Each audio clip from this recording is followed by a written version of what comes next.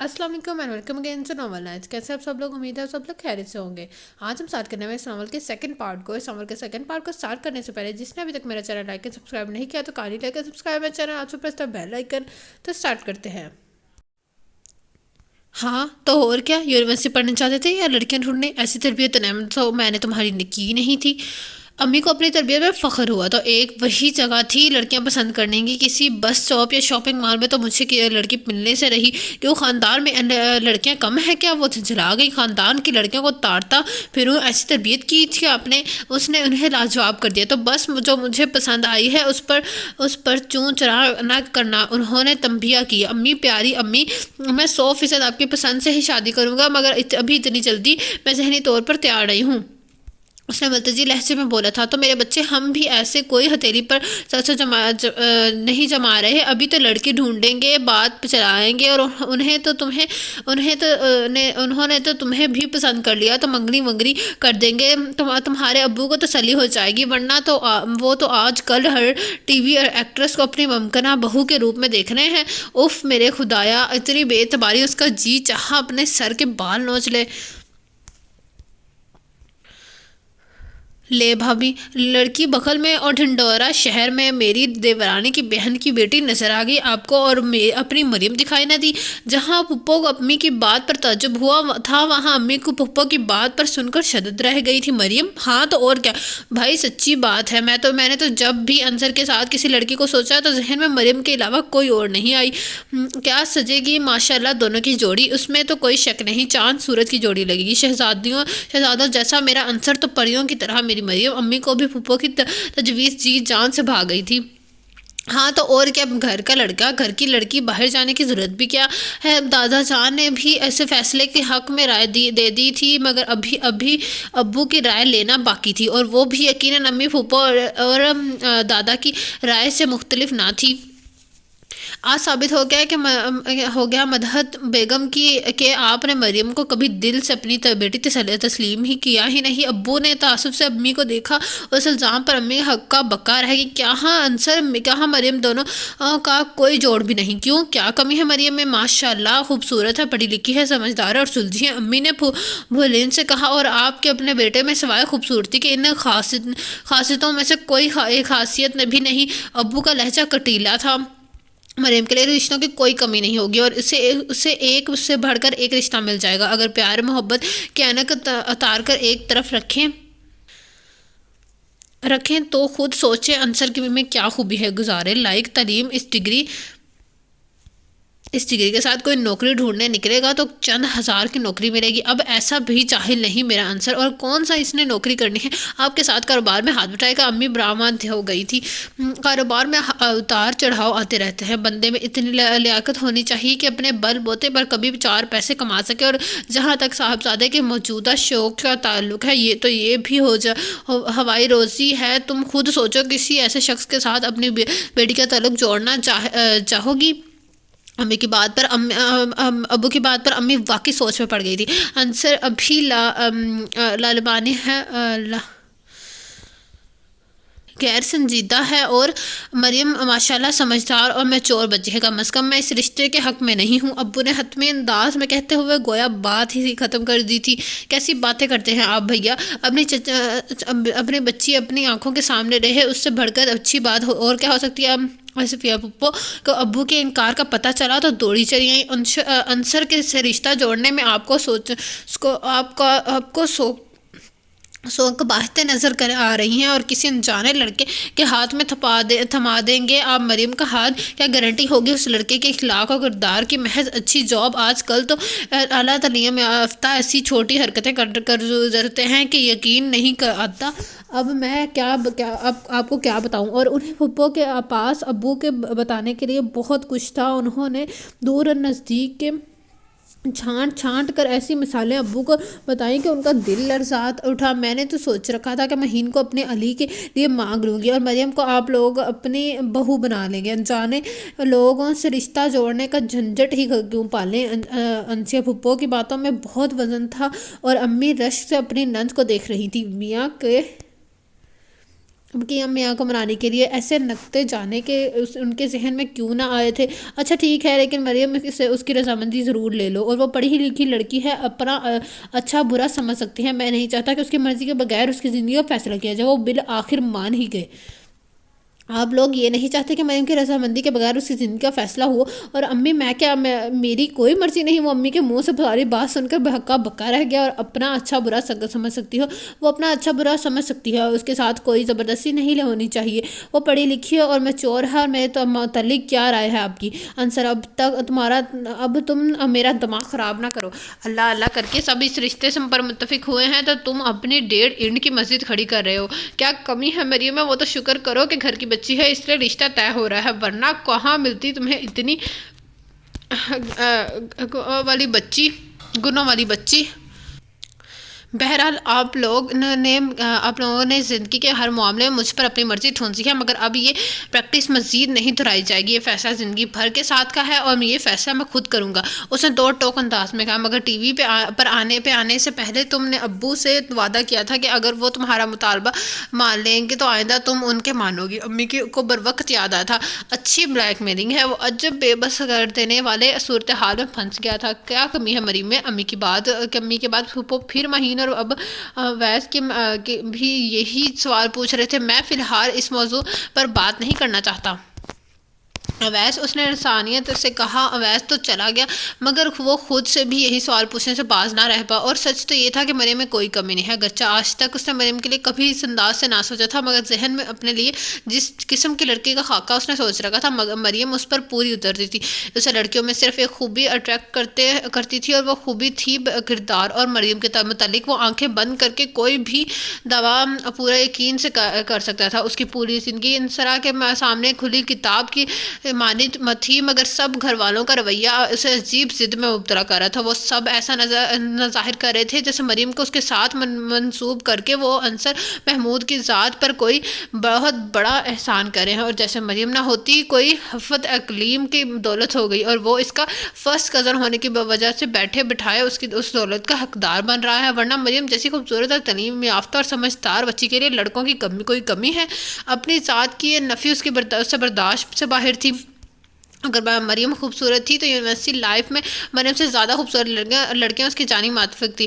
یہ اور بات ہے کہ اس نے کبھی ایسی لڑکی کی حوصلہ افزائی نہیں کی. وہ چاہتا تھا تو اپنی پرسنالٹی کیش کروانے کے لیے اسے بہت سے موقع بھی ملے، مگر اپنے تمام تر لابالی پن کے باوجود اس نے اپنی ذات کے وقار کو کبھی مجروح نہیں ہونے دیا تھا. تم عام لڑکوں سے بہت مختلف انصر. بے شک شکل سے تم لاپرواہ اور لابالی سے لگتے ہو، مگر انداز انتہائی شریف اور بزدل سے شخص ہو. یہ اس کی کلاس فیلو روما کے الفاظ تھے. ایک یونیورسٹی فنکشن میں اس کی کو کمپیئر تھی. وہ یہ ریمارک سن کر مسکرا دیا تھا. دراصل روما بی آپ نے ابھی میرے بزرگار کو نہیں دیکھا. میری جگہ کوئی اور بھی ہوتا تو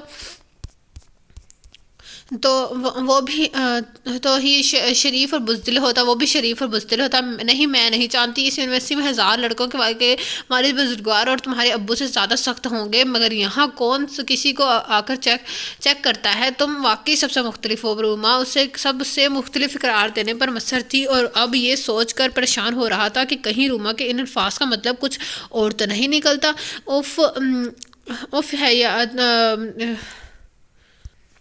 ہے یار، تجھ پر ایسے پریشان ہو رہا ہے جیسے 16ویں صدی کی کوئی دو شیزہ. یہ کمنٹس اویس نے اس وقت دیے جب انصر اس کے سامنے اپنے خدشے کا اظہار کیا. مجھے لگتا ہے وہ اس میں دلچسپی لے رہی ہے، تو آپ اس میں دلچسپی لے کر حساب برابر کر دیں. اویس نے دانت نکوستے ہوئے تجویز دی. اور تجویز تو کیا مانتا، الٹا روما سے دور بھاگنا شروع کر دیا. اور ایک روما ہی کیا، فرحین، نائمہ اور پھر عروج، مختلف لڑکیوں نے مختلف طریقوں سے اس کے قریب آنے کی کوشش کی تھی. پھر جب حادثاتی طور پر ٹی وی پر آیا تو وہاں بھی صورتحال مختلف نہ تھی. یہاں بھی بہت سے لوگ ایسے ملے جن کے رویوں نے اسے باور کروایا تھا. اس میں کچھ خاص ہے جو اسے سب سے منفرد بناتا تھا، مگر یہاں اپنے گھر میں منفرد ماننا تو دور کنار سرے سرے سے کچھ ماننا ہی نہیں چاہتا تھا۔ تو آپ کو مریم کا ساتھ قبول نہیں؟ ماہین بہت سردگی سے پوچھ رہی تھی۔ گزشتہ چند دنوں میں سب ہی اس بات سے بہت ایکسائٹڈ ہو گئے تھے، زیادہ خوش تھے کہ لاڈلی پوتی آنکھوں کے سامنے رہے گی، ابو مطمئن کے بیٹیوں کی جیسی بھتیجی ہی بہو بنے گی، اور امی کو تو مریم ویسے ہی بہت عزیز تھی، سو ان کی خوشیوں کو بھی کوئی ٹھکانہ نہ تھا۔ ماہین ڈائجسٹ پڑھ پڑھ کر جس خدشے کا شکار تھی کہ کوئی تیز سی بھابھی آ کر بھائی نہ چھین لے، اب مریم کو بھابھی کے روپ میں سوچا تو ذہن سے ہر اندیشہ اور خدشہ ظاہر ہو گیا۔ اتنے ڈھیر سارے لوگوں کی خوشیاں ایک طرف، مگر ذہن میں ایک سوال اور پھر اٹھا، مریم کہاں؟ وہ بھی تو اس سارے قصے کی فریق تھی، وہ کیا چاہتی ہے؟ اگر اس کی جانب سے بھی پسندیدگی کے جذبات پائے جاتے تو پھر اس پروپوزل پر سوچا جا سکتا تھا، اور یہ کام مہین سے بہتر اور کون سر انجام دے سکتا تھا؟ مریم کو اس رشتے پر کوئی اعتراض نہیں ہے بھائی۔ رات کے کھانے کے بعد مہین شانہ فراں چلی آئی۔ اچھا، اس کے ہونٹوں پر مسکراہٹ امڑ آئی، شاید خوشی ہوئی تھی اس خبر سے۔ وجہ نہیں پوچھی تم نے اس سے؟ اگرچہ وجہ سے وہ بخوبی گا تھا، انصر محمود کو نظر انداز کرنا آسان تو نہیں تھا۔ وہ مسرور ہوا، میری طرح اسے بھی سسرال کے نام سے بہت خوف آتا ہے انصر بھائی، اور آپ سے شادی کی صورت میں تو مزے ہی مزے۔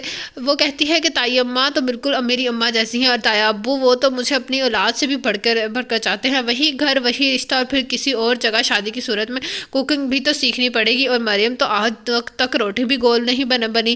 بعض سسرالوں میں تو اس بات پر بھی کڑا اعتراض ہوتا ہے۔ مہین کے پاس مریم کی رضامندی کی بہت ساری وجوہات تھیں، لیکن انصر محمود ان وجوہات میں کہیں بھی نہیں تھا۔ اب رشتے کے لیے راضی ہونا کم از کم اس کے لیے ممکن نہ ہو رہا تھا، لیکن اتنے ڈھیر سارے لوگوں کی ناراضی سہنا بھی تو اس کے لیے ممکن نہ تھا۔ چلو ماہین، تمہیں کالج چھوڑ رہا ہوں۔ صبح اسی نیند کی قربانی دیتے ہوئے وہ اٹھا تھا۔ اب شکریہ بھائی، میں اور مریم اب رشتے پر جاتے ہیں۔ اس نے کھائی سے آفر ٹھکرائی۔ بہت دن ہو گئے امی آپ کے ہاتھ کا گاجر کا حلوہ نہیں کھایا۔ بہت لاڈ سے امی سے فرمائش کی گئی، اس خدشے کے باوجود کہ امی ہمیشہ کی طرح ابھی گاجریں لینے کے لیے بازار دوڑیں گی۔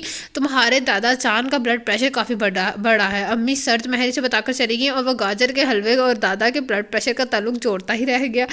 میٹھا کھانے سے شوگر میں اضافہ تو سنا تھا، مگر یہاں بلڈ پریشر بڑھنے جا رہا تھا۔ میں سوچ رہا ہوں ابو کہ کل سے آپ کے آفس جوائن کر لوں۔ کھانے کی میز پر ڈرتے ڈرتے ابو کو مخاطب کیا، میرے آفس میں آج کل سالانہ مرمت ہو رہی ہے۔ ابو کے جواب سے اس کے پسینے چھوٹ گئے، حالانکہ جانتا تھا کہ مرمت سے مراد آفس کی مینٹیننس ہے۔ دادا جان، میں نے آپ کے لیے ڈاکٹر شبیر سے اپائنٹمنٹ لیا ہے، چلیے گا اپنا تفصیلی چیک اپ کروانے۔ ڈاکٹر شبیر سے اپائنٹمنٹ لینے کے بجائے ملک علامات سے اپائنٹمنٹ کیوں نہیں لے لیتے؟ اولاد کی خودسری دیکھنے سے تو بہتر ہے کہ بندہ ہی مر ہی جائے۔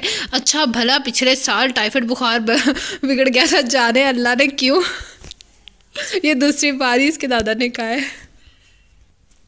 صرف ایک ہفتے کی سوشل بائیکاٹ نے اس کے گھٹنے ٹیکنے پر مجبور کر دیا۔ سب کو شاید پہلے سے ہی علم تھا کہ وہ مان جائے گا۔ جب ہی امی نے اس کے منہ سے ہاں سنتے ہی فوراً جذبات میں وہ اسے شاپنگ دکھانا شروع کر دی، جو وہ چپکے کئی دنوں سے کر رہی تھی۔ یہ جوڑا کتنا خوبصورت ہے نا، فنکشن پر مریم بھی یہی پہنے گی، تمہیں پسند ہے نا بیٹا؟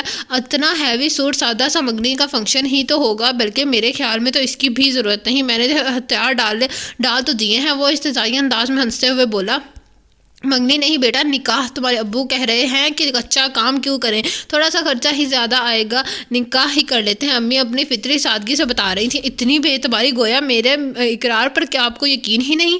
اس بار صدمہ واقعی شدید تھا، اور پھر نکاح کے دن تک اس کا دل یہی چاہتا رہا کہ ابو کے خدشات کو درست ثابت کر دے، مگر پھر فطری بزدلی آڑے آئی، اور یا ازلی شرافت، اور پھر وہی جو ہوا جو سب نے چاہا تھا۔ مہین یار، ایک کپ اسٹرانگ سی چائے بنا دو، سر میں شدید درد ہو رہا ہے۔ وہ دوپٹے کی جھلک دیکھ کر کچن میں آیا تھا، مگر وہاں مہین کی بجائے مریم کو کھڑا دیکھ کر رہ گیا۔ بہت دنوں سے دونوں کے بیچ ایک اندیکھی دیوار حائل تھی۔ اب نہ تو مریم پہلے والی بے تکلفی سے مخاطب کرتی تھی، اور اس نے تو نکاح کے بعد ویسے ہی بات کرنا ترک کر دیا تھا۔ میں نے اپنے لیے بنائی تھی، تم لے لو۔ مریم نے سنجیدگی سے کپ اس کے جانب بڑھایا اور کچن سے باہر چلی گئی۔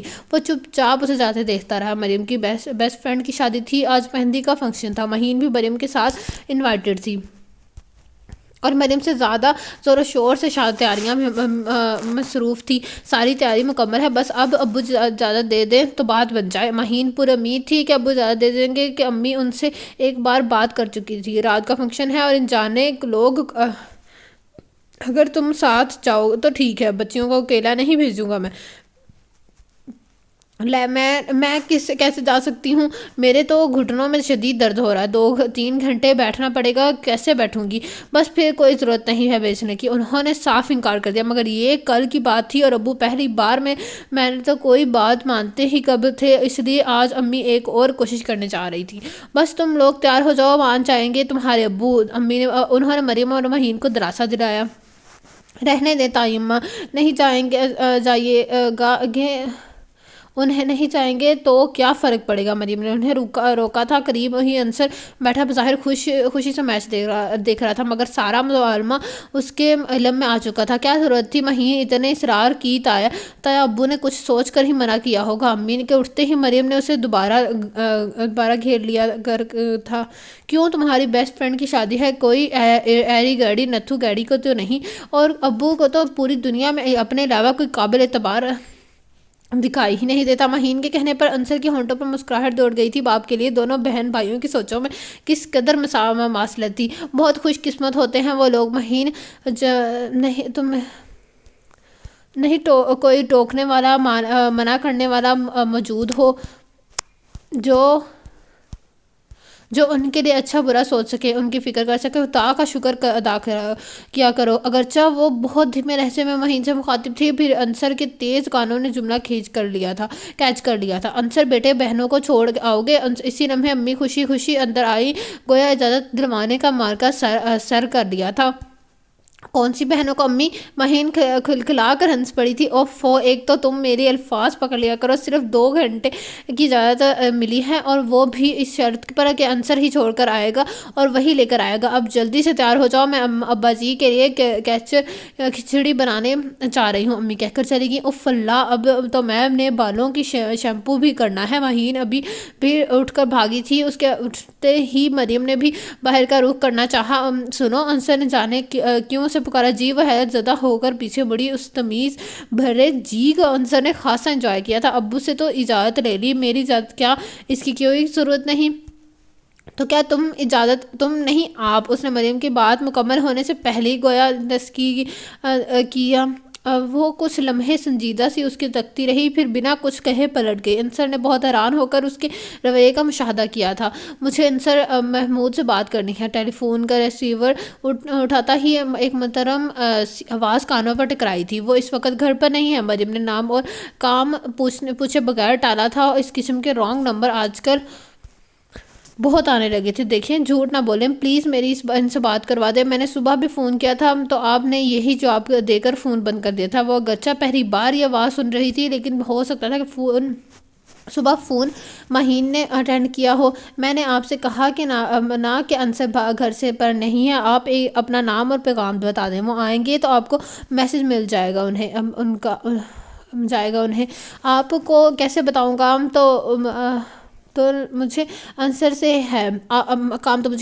اسی کے پاس میرے درد کا علاج ہے. دوسری طرف سے ٹھنڈی آہ بھری تھی. آپ کو غلط فہمی ہوئی ہے، یہ کسی ڈاکٹر انصر کا نمبر نہیں ہے. لڑکی کے ذو معنی انداز پر اسے غصہ آ گیا تھا. آواز بھی ذرا تیز ہو گئی تھی. اپنے کمرے سے باہر نکلتا انصر نے یہ ساری یک طرفہ گفتگو سنی تھی. پھر مریم کا غصہ میں آنا اسے اچھا لگا تھا.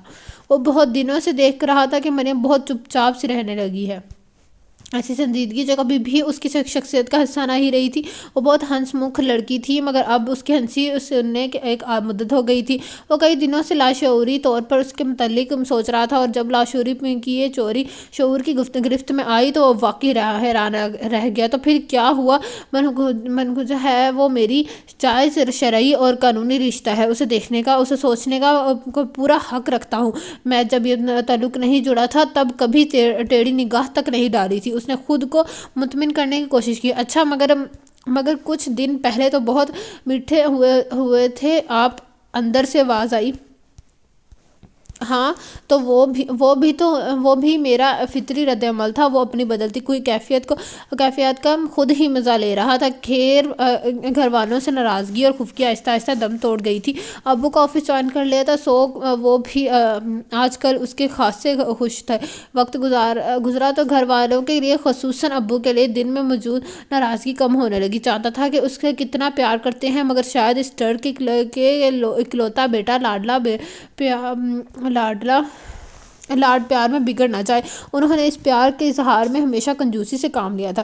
ابو سے ایک شکوہ اور بھی تھا کہ انہوں نے زندگی کے ہر معاملے میں اس پر اپنی مرضی ٹھونسی، مگر یہ شکایت بھی شاید غصے کے وقت ہی منہ سے نکلتی تھی۔ غصہ اترنے کے بعد جب دماغ ٹھنڈا ہوتا تو وہ خود تسلیم کر لیتا کہ اس کی ذات کے لیے گنے ابو کے فیصلے ہمیشہ بہترین ثابت ہوتے تھے، اور اب زندگی کے سب سے بڑا فیصلہ ہو جو اس کی ماں باپ نے اس کے لیے کیا تھا، اسے قبول کرنے کے بعد یقیناً آئندہ زندگی سہل گزرنا تھی۔ مگر وقت گزرنے کے ساتھ جہاں اس کا دماغ ٹھکانے پر آ گیا تھا، وہیں مریم کے رویے نے الجھن میں ڈال دیا تھا۔ وہ بہت چپ رہنے لگی تھی گھر میں، اور کسی نے یہ تبدیلی نوٹ نہیں کی تھی، اور وہ سب اس کی سنجیدگی کو امتحانوں کی ٹینشن پر محمول کر رہے تھے۔ ساری رات جا کر پڑھتی رہتی ہے، کتنا سا منہ نکل آیا ہے، اور کھاتی پیتی خاک نہیں۔ اس روز جب وہ رات کو کھانا پرائے نام ہی کھا رہا تھا، جب امی نے خفگی سے ٹوکا، اچھی بھلی تو ہوں تائی امی۔ وہ پھیکی سی ہنسی انصر نے نگاہ اس پر ڈالی۔ وہ واقعی بہت کمزور ہو رہی تھی، چند دنوں کے اندر چمکتی رنگت کملا سی گئی تھی۔ اس رشتے کے جڑنے سے پہلے گھر کے دوسرے افراد کی طرح وہ بھی اس سے کچھ کم عزیز نہیں تھی، اور اب تو تعلق ہی اور تھا۔ کیا پریشانی ہے اسے؟ وہ بے چین ہو گیا۔ اسی روز رات کو ریکارڈنگ سے گھر واپس آیا تو گھر میں بہت خاموشی تھی۔ کیا ہوا؟ سب لوگ کہاں ہیں؟ اس نے امی سے پوچھا جو عشاء کی نماز کے لیے وضو کر رہی تھی۔ مہین نے اپنے دوست سے نوٹس لینے تھے، تمہارے ابو کے ساتھ گئی ہے، اور ابا جی ڈاکٹر واسطی کی طرف گئے ہیں۔ اور مریم، وہ پوچھنا چاہ رہا تھا مگر جھجک سے آڑے آگے سے چپ چاپ اپنے کمرے کا رخ کیا۔ انصر اچانک تک امی نے پکارا، جی، اور مڑا، بیٹا تھکن تو بہت ہو رہی ہوگی، یہ ہے نا؟ وہ جیسے اسے کوئی کام کہتے رکی تھی۔ کیا ہے امی، کچھ لانا ہے بازار سے؟ اس نے مسکرا کر کہا۔ ارے نہیں، بازار سے کیا منگواؤں گی؟ مجھے تو مریم کا خیال آ رہا ہے، بچی بیچاری پھنس گئی ہوگی۔ 1 گھنٹہ ہو گیا گئے ہوئے، ابا جی تو وقت گزرنے کا احساس ہی نہیں ہوتا، گپے لگانے میں مشغول ہو گئے۔ ڈاکٹر واسطی کے ساتھ؟ مریم گئی ہے ڈاکٹر واسطی کے پاس؟ کیوں، کیا ہوا ہے اسے؟ اور فکر مند ہوا۔ یہی تو پتہ نہیں چل رہا ہے کہ کیا ہوا ہے اسے۔ دیکھتے ہی دیکھتے اتنی کمزور ہو گئی۔ مہین بتا رہی تھی کہ کالج میں بھی بہت نقاہت ہو رہی تھی، اسے اب بغیر ناشتے کیے کالج جائے گی تو چکر تو آئیں گے۔ ابا سے لے کر گئے ہیں ڈاکٹر واسطی کے ساتھ، کوئی طاقت کا انجیکشن لگائیں گے، یا بھوک کے لیے کوئی ٹانک لکھ دیں گے۔ میں نے تو ابا جی سے کہا تھا کہ ڈاکٹر صاحب سے کہہ کر تو میرے لیے کیا حکم ہے؟ اس نے مسکرا کر ان کی بات کاٹی۔ حکم کیا دوں گی؟ میرے بچے کلینک سے مریم کو لے کر آ جاؤ، بیچاری کا ٹیسٹ بھی ہے کل، تو وہ تو جانے ہی نہیں جا رہی تھی، مگر میں نے زبردستی بھیج دیا۔ اچھا، لے آتا ہوں۔ اس نے بیداری دکھائی، اور سچ تو یہ تھا کہ وہ واقعی مریم سے بات کرنے کے لیے کسی موقع کی تلاش میں تھا۔ ڈاکٹر واسطی کا کلینک گھر کے قریب ہی تھا۔ مریم نے چیک اپ کروا لیا تھا، اور توقع کے عین مطابق دادا جان اور ڈاکٹر واسطی اخبار میز پر پھیلائے چائے کی چسکیاں لیتے ہوئے کسی لاخیال مسئلے کو سلجھانے میں مصروف تھے۔ مریم چپ چاپ بیٹھی تھی۔ چلو، میں تمہیں لینے آیا ہوں۔ ڈاکٹر وسطی سے اسلام دعا کے بعد اسے مریم کو مخاطب کیا۔ میں بھی چل رہا ہوں۔ وہ دادا نے چائے کا آخری گھونٹ لیتے ہوئے کپ میز پر رکھا۔ ارے واہ، ایسے ہی چل رہے ہیں مریم بیٹی، چلی جائے گی انصر کے ساتھ، ابھی چائے کا ایک دور اور چلے گا۔ میں نے تمہارا بلڈ پریشر بھی چیک کرنا ہے۔ بلا وجہ بھڑک اٹھتے ہیں۔ ڈاکٹر واسطی نے انہیں جلدی سے روکا۔ انصر نے مشکور نگاہوں سے انہیں دیکھا۔ ایسی ہی بھڑک اٹھتا ہوں، تمہاری منطقہ ہی الٹی ہے۔ جانے کسی بات پر دونوں فارغ بوڑھے الجھ رہے تھے۔ مریم اور انصر دونوں کے چہرے پر مسکراہٹ آئی۔ اچھا بیٹا، اچھا بیٹے، دعا باقاعدگی سے کھانا اور ڈائٹ کا بھرپور خیال رکھنا۔ ڈاکٹر واسطی نے شفقت سے مریم کے سر پر ہاتھ رکھا۔ اور برخوردار، تمہارے نکاح کے لڈو ابھی تک نہیں پہنچے میرے پاس، 2-3 دن میں مٹھائی کھانے میں خود گھر آؤں گا، اس بار انصر سے بے تکلفی سے کہا گیا۔ جی ضرور، وہ شگفتگی سے مسکرا دیا۔ مریم اس کے ذکر پر خفیف سی ہو گئی۔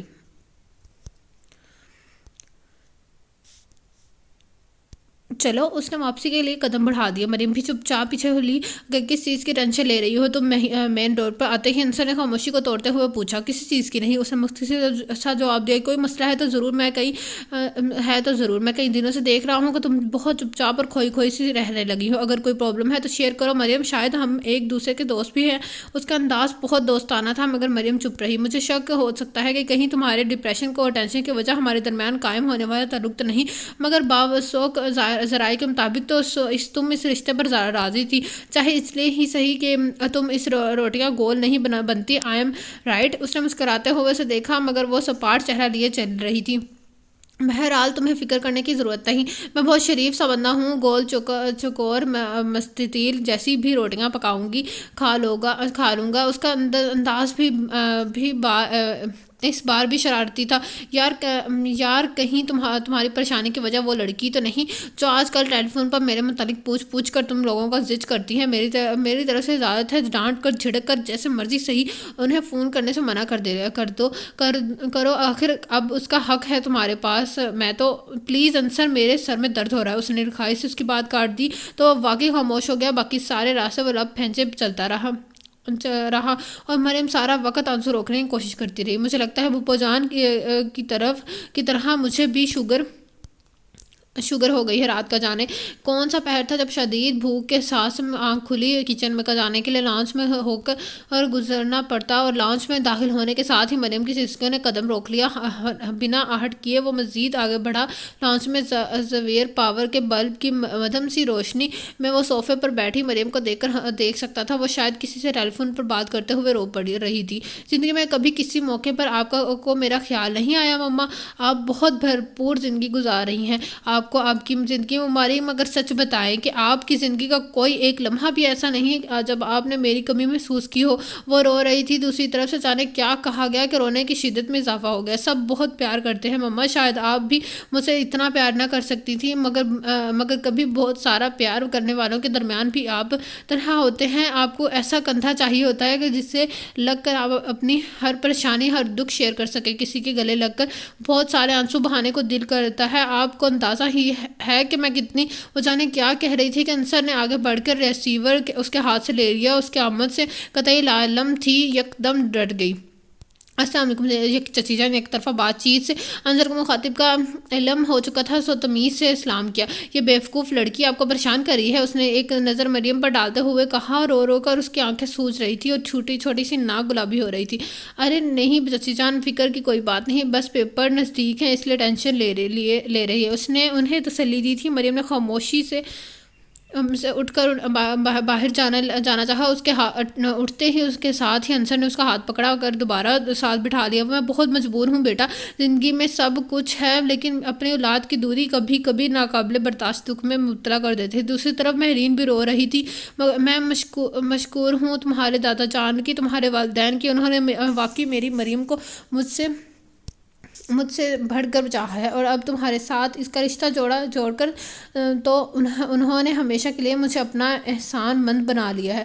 وہ بھرائی آواز میں بول رہی تھی جبکہ مریم اس کے ہاتھ سے اپنا ہاتھ چھڑوانے کی کوشش میں مصروف تھی۔ اس نے مسکراتے ہوئے اپنی گرفت مزید مضبوط کر لی۔ ٹھیک ہے چچی جان، ہم انتظار کریں گے۔ آپ کا نکاح پر تو آپ کا آنا ممکن نہ ہو سکا، مگر رخصتی پر آپ کا ہر حال میں آنا ہوگا۔ جی ٹھیک ہے نا؟ میں مریم کو بھی سمجھاتا ہوں، ہر دفعہ یہ پیپرز کی ٹینشن اسی طرح لیتی ہوں۔ آپ فکر نہ کیجیے گا۔ وہ 2-3 منٹ بعد تک انہیں تسلی دلاسا دینے کے بعد اس نے فون رکھ دیا۔ چھوڑو میرا ہاتھ۔ اس نے خود سے ہاتھ چھڑوانے کی کوشش میں ناکامی کے بعد وہ خفکی سے بولی، چھوڑنے کے لیے تو نہیں پکڑا۔ وہ مسکرایا، مجھے نیند آ رہی ہے انصر، اور بے چارگی سے بولی، جب تک تم مجھے اپنے مسئلہ نہیں بتاؤ گی میں تمہیں نہیں جانے دوں گا۔ کوئی مسئلہ نہیں ہے، وہ جھنجھلائی، رات 2:30 بجے تمہیں چچی سے گلے مل کر رونے کی خواہش بیدار ہو رہی ہے، جب اپنا دکھ سکھ کہنے کے لیے ان کا کندھا درکار ہے۔ ہزاروں میل بیٹھی چچی کی تم تنگ کر رہی ہو، حالانکہ تمہاری یہ خواہش میں بھی پوری کر سکتا ہوں۔ میرا کندھا حاضر ہے، میرے جتنے چاہو آنسو بہا لو۔ اس نے مسکراتے ہوئے پیشکش کی۔ تم کتنے بڑے ایکٹر ہو انصر، تم ڈراموں میں کام کیوں نہیں کر لیتے؟ اس بار مریم کی برداشت کا پیمانہ بھی لبریز ہو گیا، تب ہی پھٹ پڑی تھی۔ ہاں آفرز تو بہت ہیں، غور کر رہا ہوں آج کل۔ وہ اب بھی سنجیدہ نہ تھا۔ مریم کے آنسو دوبارہ گال میں بھگونے لگے۔ تمہاری آنکھوں سے ایک آنسو بھی اور نکلا تو مجھ سے برا کوئی نہیں ہوگا۔ اس پر سنجیدگی سے تنبیہ کی تھی۔ مجھے بتاؤ تو صحیح مسئلہ کیا ہے یار، اپنی ہر پریشانی ہر کچے بلا جھجک مجھ سے شیئر کر ڈالو۔ اس کا اندازہ دوستانہ تھا، مگر ایک بار زبان کھولنے کے بعد وہ اب بالکل خاموشی سے آنسو بہا رہی تھی۔ جہاں تک میں نے اندازہ لگایا ہے شاید تم میری طرف سے انسیکیور فیل ہو رہی ہو۔ امی ابو کی طرح تمہیں بھی لگتا ہوگا کہ میں جس فیلڈ میں ہوں وہ بہت خطرناک ہے، اور قدم قدم پر ایمان ڈگمگانا اور کا اندیشہ ہوتا ہے۔ مگر یار پہلی بات تو یہ ہے کہ تمہیں مجھ پر اعتبار ہونا چاہیے۔ دوسری بات یہ کہ تم جیسی خوبصورت بیوی کے ہوتے ہوئے میں کہیں اور نگاہ ڈالنے کے قابل ہی نہیں رہا۔ تیسرے اور سب سے اہم بات یہ کہ میرا کانٹریکٹ ختم ہونے والا ہے اور میں نیا کانٹریکٹ سائن نہیں کر رہا۔ سچی بات تو یہ ہے کہ یہ فیلڈ میرے بھی مزاج کے مطابق نہیں، باوجود پیسے اور شہرت کے میں یہاں ایڈجسٹ نہیں کر پایا۔ اب سیدھے طریقے سے صرف ابو کے آفس جایا کروں گا۔ وہ اپنی سوچ کے مطابق سے اسے تسلی دے رہا تھا۔ اتنے دن تک دماغ کھپانے کے بعد صرف یہی ایک وجہ سمجھ میں آئی تھی، انصر تم اتنے اچھے کیوں بن رہے ہو؟ ایک کمپرومائز کو اتنے خلوص سے کیوں نبھا رہے ہو؟ ایک انچاہے رشتے کو نبھانے کے لیے خود کو کیوں ہلکان کرے ہو؟ وہ آخر بے بس ہو کر بول پڑی تھی۔ کیسا کمپرومائز اور کون نبھا رہا ہے؟ سچ مچ کچھ نہ سمجھ پایا تھا۔ میں اس بندھن کی بات کر رہی ہوں جو ہم دونوں کے بیچ جڑا ہے۔ وہ تلخ ہوئی تو پھر وہ اب بھی سمجھ نہ پایا۔ یوں نہ کرو تو میں نے تو خود تمہاری اور ولیس کی باتیں سنی تھی۔ تم بہت بزدل اور ہو انصر، اور میں بہت بیوقوف۔ نکاح سے پہلے میں جان ہی نہ پائی کہ تم اس رشتے کے لیے راضی نہیں ہو۔ سب گھر والوں نے تمہاری ریئیکشن مجھ سے چھپایا، اور میں نے اپنی پڑھائی میں ایسی مگن کہ کسی بات کی طرف توجہ ہی نہیں کی گئی۔ اگر اس روز تمہاری باتیں نہ سن لیتی تو اس خوش فہمی میں مبتلا رہتی کہ تم اس نکاح پر راضی تھے۔ تم نے بہت برا کیا انصر، میں نے تمہاری دوستی میں تو تمہاری دوست بھی تھی۔ اگر تمہاری بزدلی تمہیں انکار کرنے دے رہی تھی تو تم مجھ سے کہا ہوتا، میں کر دیتی۔ دادا جان کا انکار، وہ روتے ہوئے شکوہ کر رہی تھی، اور ادھوری کہانی چند لمحوں میں سے مکمل ہو گئی۔ تو یہ بات تھی۔ اس نے ایک لمبی سی ٹھنڈی سانس بھری۔ میرے بیوقوف سوجا محترمہ، بات پتہ نہیں سب لوگ تمہیں اتنا عقل مند کیوں سمجھتے ہیں؟ مسکرایا۔ پلیز انصر، تو نو کمپرومائز تو ڈرامہ میں ساری زندگی اس احساس کے ساتھ بسر نہیں کر سکتی کہ بغیر چاہت کے زبردستی تمہاری زندگی کا حصہ بنائی گئی ہوں، اور ابھی بھی وقت نہیں گزرا۔ میں دادا جان سے خود بات کروں گی، ہمارے رشتے خوش اسلوبی سے ابھی بھی جدا ہو سکتا ہے۔ میں اس بات کا اسٹاپ اٹ مریم۔ اس کی برداشت اب حد ہو چکی تھی، وہ ایک دم بالکل خاموش ہو گئی۔ مجھے واقعی سمجھ نہیں آ رہا کہ تمہاری غلط فہمیوں کا کیسے ازالہ کروں۔ مجھے کوئی غلط فہمی نہیں کی، میں نے خود تمہاری باتیں سنی۔ اچھا بابا، سن لی تھی باتیں، مگر اب خدا کے لیے خاموش ہو جاؤ اور مجھے بھی کچھ بولنے کا موقع دو۔ وہ زچ ہوا۔ میں مانتا ہوں کہ میں نکاح کے لیے راضی نہیں تھا۔ اس نے تسلیم کیا۔ مریم نے حیرانی سے اسے دیکھا، جیسے اتنی جلدی تسلیم کرنے پر یقین نہ آیا ہو۔ مجھے اپنے گھر والوں کی بے اعتباری پر غصہ تھا۔ میری ساری زندگی اس کے سامنے کھلی کتاب کی مانی تھی، پھر بھی یہ سوچ رہے تھے کہ شوبز کی چکا چوند میں میرے قدم ڈگمگا جائیں گے، صرف اس لیے وہ میرے پاؤں میں نکاح کی زنجیر ڈالنا چاہ رہے تھے۔ ہاں مجھے غصہ تھا اس بات پر، اور پھر سب کا وہ رویہ امی ابو دادا پھپھو سب مجھے یہ باور کروا رہے تھے کہ میں تمہارے قابل نہیں ہوں، اور میری خوش قسمتی کہ مجھے تم جیسی لڑکی کا ساتھ ملا ہے۔ تم خوبصورت ہو، بہت زیادہ ذہین، سمجھدار، تعلیم یافتہ، اور مجھ میں سرے سے کوئی خوبی ہی نہیں اپنی ساتھ کہ یہ نفس مجھ سے برداشت نہ ہو سکی، اور پھر میں نے مہین کے ذریعے تمہاری مرضی معلوم کروائی، اور اگر ایک بار بھی مجھے پتہ چل جاتا ہے کہ تم میری وجہ سے اس رشتے پر راضی ہو تو میرا ہر شکوہ دم توڑ دیتا، مگر تمہیں بھی انصر محمود سے کوئی سروکار نہ تھا۔ میری جگہ کوئی بھی ایکس زیڈ ہوتا تو تمہیں قبول نہ تھا۔ مجھے بس تمہیں خوفناک قسم کی سانسوں اور اجنبی سسرال سے ڈر لگتا تھا۔ کمپرومائز تو تمہاری طرف سے سامنے آیا تھا۔ مریم، تم مجھ سے مرد الزام کیوں ٹھہرا رہی ہو؟ جو سچ تھا وہ میں نے مہین سے کہا۔ میں کیوں جھوٹ بولتی؟ نکاح سے پہلے تو نہ تو میں تمہاری محبت میں مبتلا تھی، بلکہ that's the point Maryam Bibi بی، نکاح سے پہلے؟ ہاں، نکاح سے پہلے میں بھی تمہاری چاہت میں گرفتار نہیں تھا۔ تم مجھے بہت پیاری تھی، ایک دوست کی حیثیت سے، گھر کے ایک فرد کی حیثیت سے، مگر خدا گواہ ہے کہ میں نے تمہیں ہمیشہ اپنے گھر کا ایک افراد ہی سمجھا ہے۔ قرآن کے بعید ترین گوشوں میں بھی کبھی الٹا سیدھا خیال نہیں آیا ذہن کی، اور یقین مانو اگر خدا نخواستہ تمہاری شادی کہیں اور ہوتی تو میں ہنسی خوشی بارات کو ڈرنکس سرو کرتا، مگر یہ بھی سچ ہے کہ نکاح کے بعد جہاں آہستہ آہستہ گھر والوں کے لیے دل میں دبی خفگی دم توڑنے لگی، وہاں تمہارے متعلق کچھ خاص قسم کے جذبات بھی بیدار ہونے لگے۔ مجھے نہیں پتا یہ کہ محبت ہے یا کچھ اور، مگر میں تسلیم کرتا ہوں کہ اب میں تمہیں سوچتا بھی ہوں، چوری چھپے دیکھتا بھی ہوں، تمہاری پریشان شکل دیکھ کر بے چین بھی ہوتا ہوں، اور تمہیں کسی بھی طرح صحیح ہنستا مسکراتا دیکھنا چاہتا ہوں۔ اگر نکاح کے 2 بولوں کے بعد کچھ اسی قسم کی محبت دل میں پروان چڑھتی ہے تو ہاں، میں اب تو محبت کرنے لگا ہوں تم سے، اور یہ جو تمہارے آنسو ہیں نا، مجھے لگ رہا ہے کہ میرے دل پر گرے ہیں۔ بات کی آخر میں اس نے مسکراتے ہوئے مریم کے آنسو اپنی انگلیوں کے پوروں پر جذب کیے۔ اتنی بے یقینی سے نہ دیکھو، کتنا گولڈن پیریڈ تم نے شک و شبے کے نثر کر دیا۔ میں تو ویسے وہ باتیں کر کے بھول بھی گیا تھا اور تم نے انہیں سینے سے لگا لیا۔ بیوقوف لڑکی، بہت دفعہ ہم کسی خاص کیفے کون سے کسی خاص موڈ کتابیں ہو کر بہت سی ایسی باتیں کر کے جاتے ہیں جو وقت گزرنے اور موڈ بدلنے کے بعد اپنے معنی کھو دیتے ہیں۔ تو تم نہیں، آپ، اس انصر نے مسکرا کر صحیح کیا۔ اچھا، میرا ہاتھ تو چھوڑو اب، اس نے آہستگی سے کہا۔ لڑکی، مجھ سے شریف شخص اور کون مل سکتا ہے تمہیں؟ اس نے مسکراتے ہوئے آہستگی سے کہا اور اس کا ہاتھ چھوڑ دیا۔ مانتی ہوں، وہ دھیمے لہجے میں بولی۔ چلو شکر ہے، مجھے بھی اقرار کا کوئی جملہ تو سننے کو ملا، چاہے 2 حرفی ہی صحیح۔ وہ ہنستے ہوئے بولا تو مریم بھی مسکرا دی، ہر خدشے سے پاک مسکراہٹ۔ تو یہ تھا آج کے ناول کے 2nd پارٹ کا اینڈ، جس ناول کا نام تھا محبت ہمسفر میری۔ کیسا لگا آپ سب کو یہ ناول؟ کمنٹ باکس میں ضرور بتائیے گا۔ انشاءاللہ آپ لوگوں سے ملاقات ہوگی کل ایک نیو ناول کے ساتھ۔ اللہ حافظ۔